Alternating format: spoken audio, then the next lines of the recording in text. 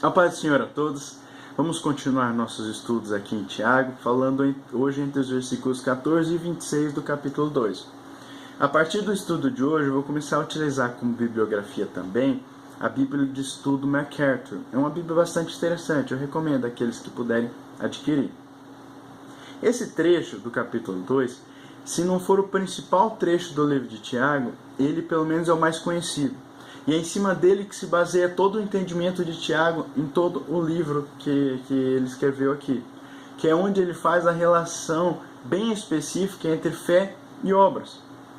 Essa relação que a gente tem que dar uma aprofundada no entendimento disso, para que a gente saiba o que realmente Tiago está querendo nos trazer. E para que possamos ter um real entendimento de qual deve ser a nossa atitude diante desse estudo e dessas palavras de Tiago.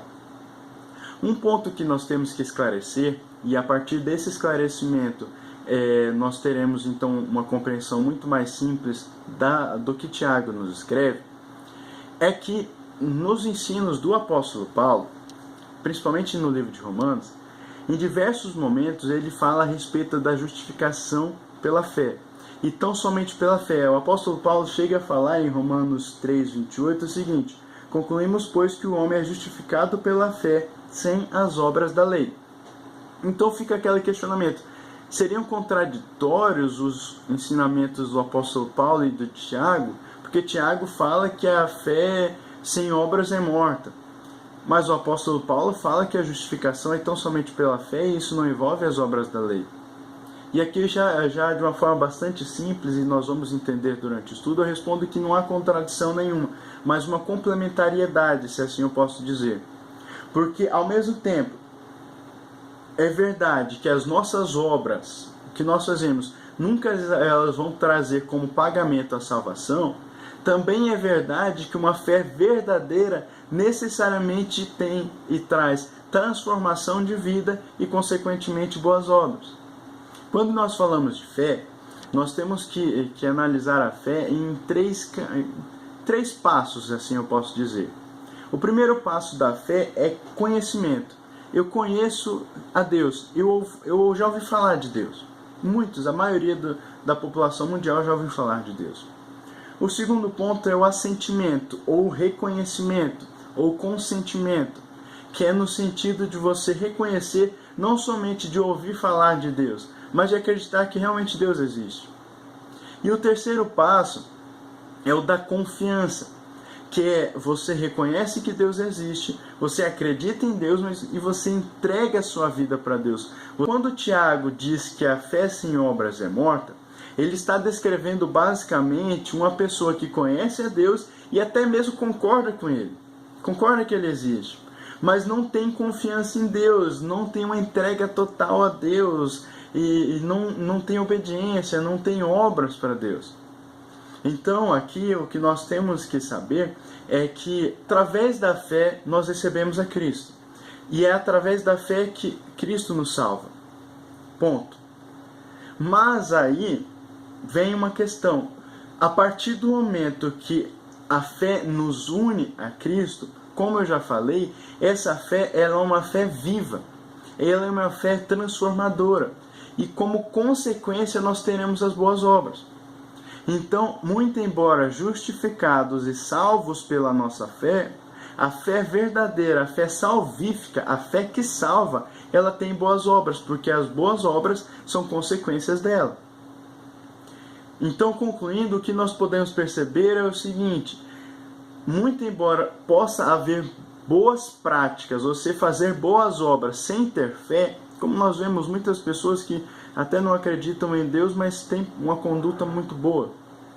Não é possível, em contrário senso, não é possível que haja fé sem ter boas obras. Porque a fé traz como consequência boas obras. Fé, então, é esse ponto que nós temos que entender. Em relação a obras, e aqui também para diferenciar o entendimento de Tiago e do apóstolo Paulo, quando Tiago fala a respeito das obras, ele fala a respeito de boas práticas, de obras de justiça, de obras de amor, enfim, tudo aquilo que nós fazemos por causa, como consequência da nossa relação com Cristo. Especificamente aqui, até dos exemplos que Tiago cita, ele fala muito dos atos de compaixão com os necessitados. Mas aqui vai todas as obras de justiça, todas as obras de amor que nós podemos praticar.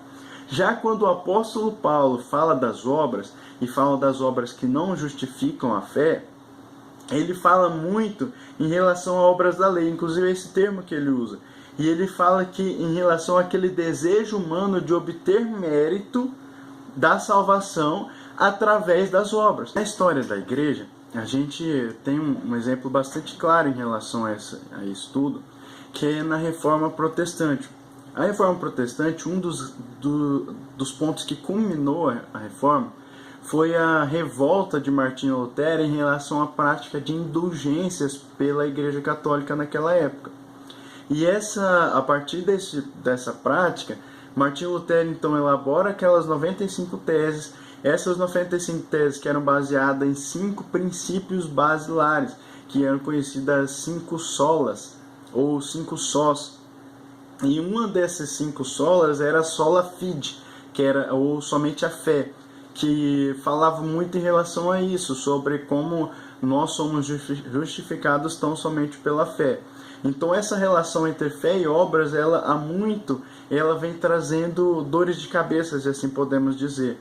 Por isso, então, Tiago vem e nos demonstra isso, que não é que nós vamos adquirir e conquistar a salvação pelas nossas obras, mas que essas obras são necessárias para a demonstração da nossa fé verdadeira.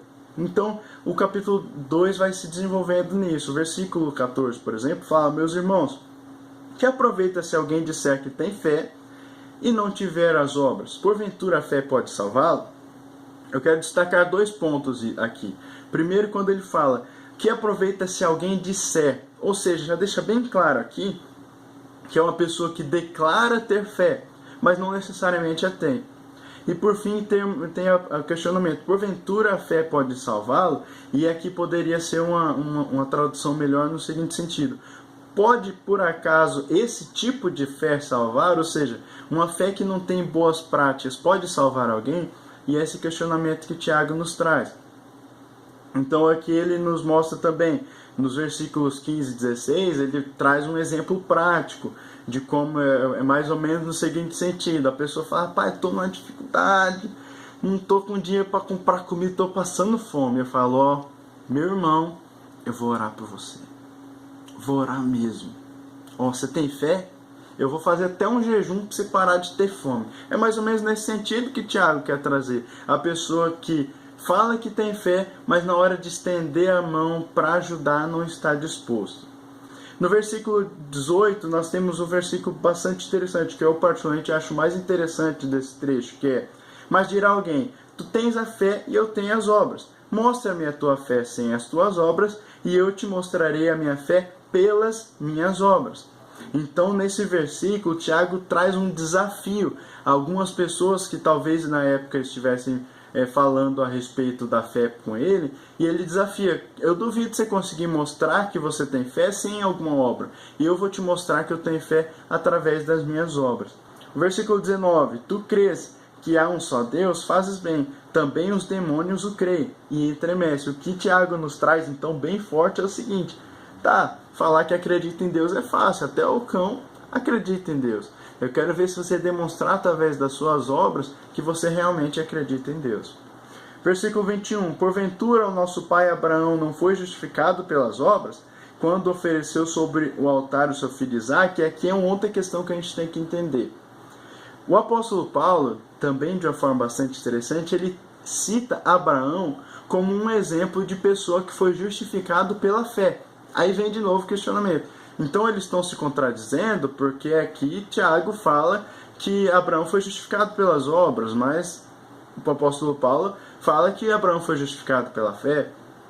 E aqui nós temos que entender o seguinte: Tiago usa o exemplo de Abraão para refutar a crença de que pode haver fé sem dedicação e amor a Deus.